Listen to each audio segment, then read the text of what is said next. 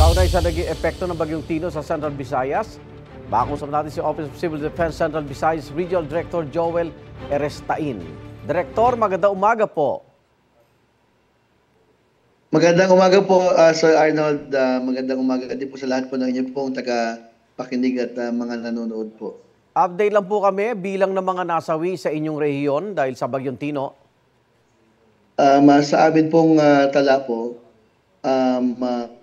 meron po tayong total na 48 dito po sa 48 na po dito sa Cebu. May isa po tayong namatay o casualty o fatality sa sa Bohol naman po. Ano yung 48 po, Director? Yung 48 po dito po sa Cebu, mga fatalities po ang naitala po. May mga nawawala pa ba? Yung mga nawawala po ang naitala po natin dito po sa Cebu, may 13 pa po ang nawawala or missing. Okay, doon sa 48, ano po naging dahilan ng kanilang pagkamatay? Sari-sari po eh. May pong mga natabunan po, may nahulugan po ng mga hard objects at marami po mga nalunod. Hindi ho sila nakapag-evacuate, Director? Actually, sir, yung ang na-evacuate kasi yung mga low-lying areas. Ang hindi natin akalain po yung flash flood sa medyo mataas-taas na lugar. Doon po, marami po mga natangay. Opo. At kamusta po ang search and rescue operations natin? Ongoing pa rin po, sir. Nagkaroon po kasi ng mga areas kasi na may mga fallen debris.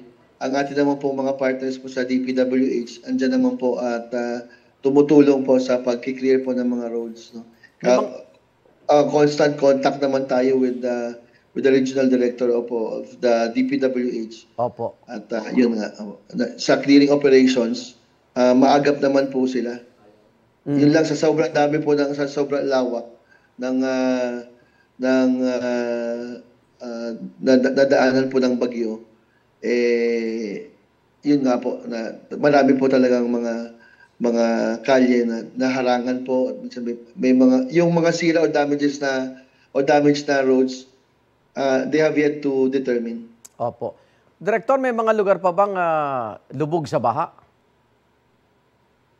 Wala na po tayong naitala po na may lubog pa po sa baha.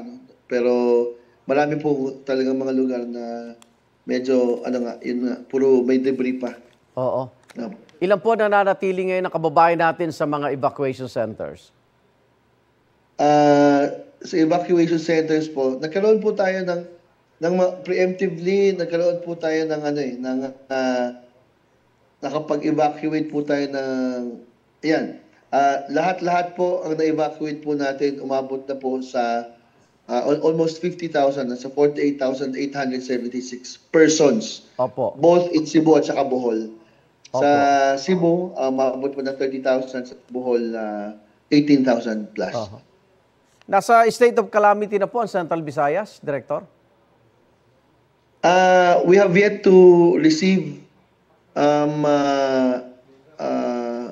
yung declaration po from Cebu at saka Bohol. Opo. At sa assessment kasi ang Cebu po kasi, sorry. Ko lang po kasi ang Cebu kasi nasa state of calamity pa rin po eh. Opo. Yung buong province dahil sa because of lindol. the earthquake. Opo, dahil sa lindol. Opo. Wow, lindol tsaka bagyo. Gaano po kalawak ang assessment nyo sa pinsala ng Bagyong Tino sa rehiyon? Mostly in Cebu kasi ang Bohol naman po, we have wala naman masyado. Meron lang siguro mga pailan-ilan lang kasi at saka marami rin po na preemptively evacuated din po sa Bohol. Pero yung scope po ng pinsala sa Cebu, so nakikita po namin ngayon almost Central Cebu pataas po. So kasama rin po pati yung mga earthquake victims po natin doon sa Cebu. Pero hindi naman sila masyado, mas na talaga. Ito pong Tino, mas malaki lang po ang damage na naidulot po dito po sa Central Cebu. Maraming salamat. Kasama na rin po pala pati yung Camotes Group of Islands. Okay. Salamat po. OCD Region 7 Director Joel Erestain. Ingat po kayo. Salamat po na marami. Kayo rin po dyan. Mabuhay po kayo. Igan, mauna ka sa mga balita, mag-subscribe na sa GMA Integrated News sa YouTube para sa iba't ibang ulat sa ating bansa.